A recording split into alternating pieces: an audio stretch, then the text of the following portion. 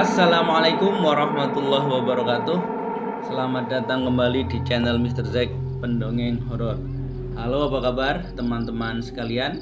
Semoga kita semua selalu diberkahi oleh Allah dengan rezeki yang luas, kesehatan yang prima, kemudahan, keberkahan dan kebahagiaan hidup dunia dan akhirat. Amin amin ya robbal alamin. Kisah pada malam hari ini masih seputar romansa kehidupan pekerja konstruksi atau pekerja bangunan. Jika kita perhatikan, teman-teman kita yang bekerja sebagai pekerja konstruksi atau pekerja bangunan sering akan mengalami suatu keadaan yang di luar nalar ketika mengerjakan suatu pekerjaan di bangunan-bangunan tua atau bangunan-bangunan yang terbengkalai. Kisah malam ini masih sekitar rumah-rumah tua atau bangunan-bangunan yang terbengkalai. Oke, kita ke cerita. Cerita ini Mr. Zack dapatkan dari narasumber. Kita samarkan saja sebagai Pak Rofik.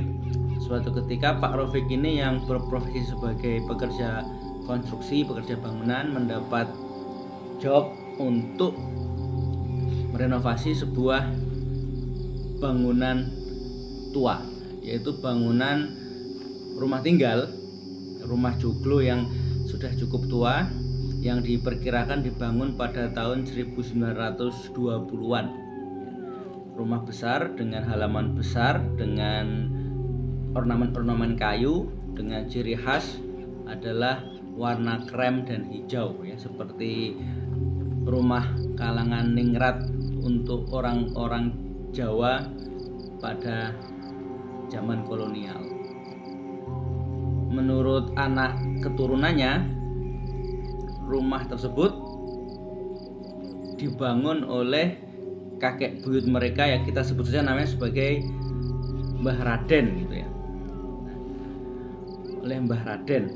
Kemudian seiring dengan perjalanan waktu, ketika Mbah Raden ini yang terkenal dan disegani pada zamannya meninggal dunia, maka rumah tersebut diwariskan kepada anak cucunya, dan saat ini salah satu cucunya ingin merenovasi untuk digunakan sebagai tempat penginapan berbasis aplikasi, ya. Maka direnovlah rumah tersebut untuk dipersiapkan sebagai rumah penginapan yang berbasis aplikasi. Oke, singkat cerita, bekerjalah Pak Rofik ini melalui perantara mandor untuk merenovasi rumah tersebut. Ketika mengerjakan bagian halaman dan bagian depan rumah, ya, ada sekitar 4 tukang di situ, ya, ada 4 pekerja konstruksi.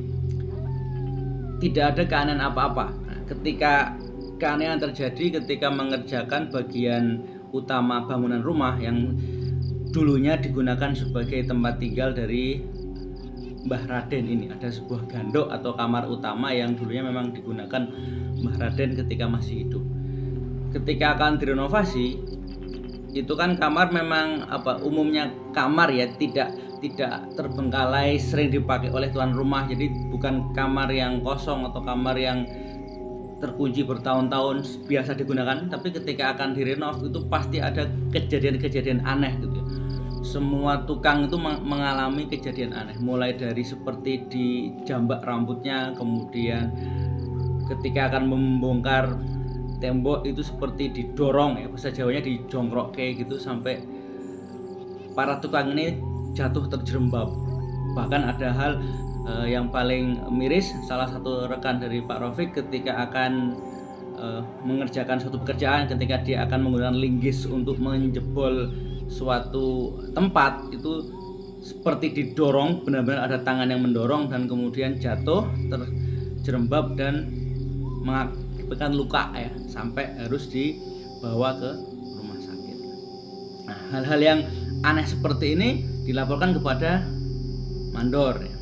Nah, mandor ini berkoordinasi kepada si cucu dari Mbah Raden ini.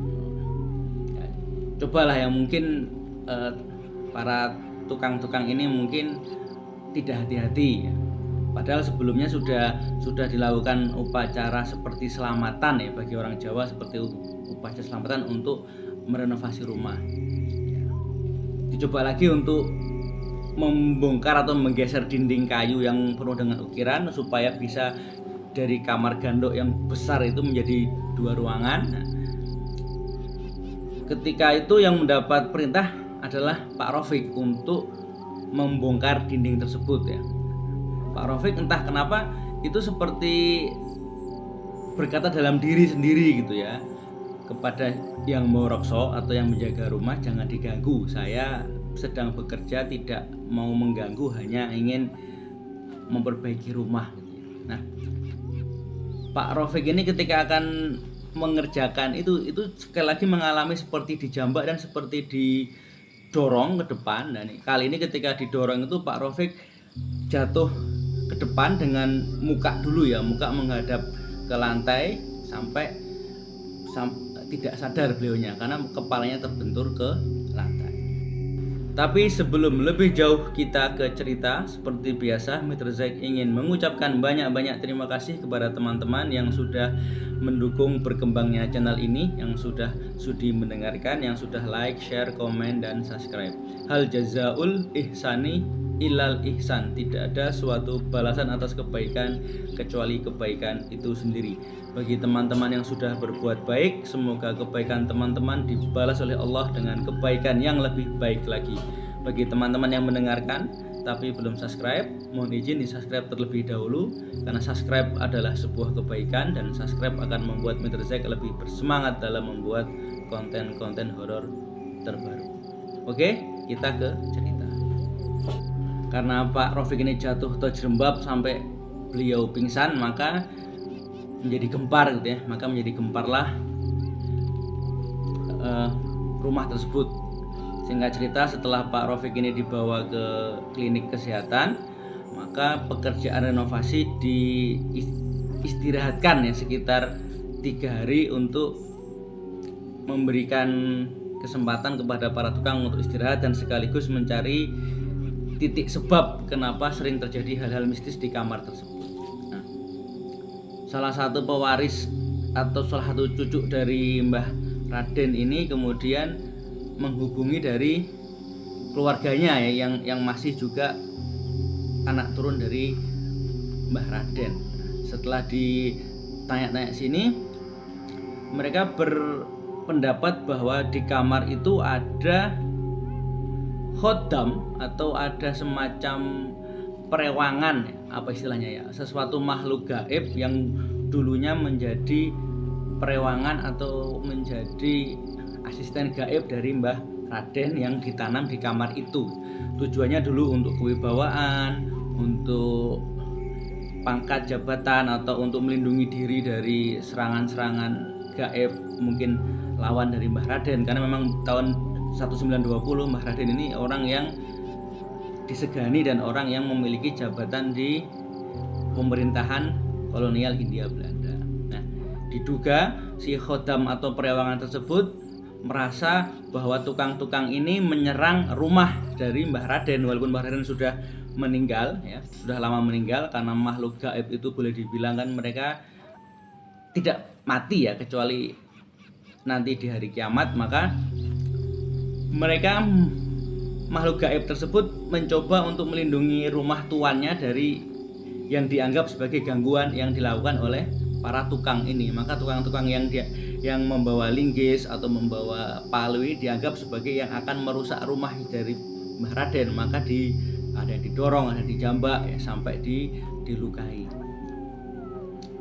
Setelah disepakati ya, tidak hanya sekedar selamatan, maka si pemilik rumah ini, salah satu cucu dari Mbah Raden ini, kemudian berziarah ke makam Mbah Raden. Mereka melakukan semacam kirim doa, tabur bunga, kemudian termasuk di antaranya adalah meminta izin di makamnya Mbah Raden untuk merenovasi rumah untuk digunakan sebagai sebuah penginapan yang berbasis aplikasi.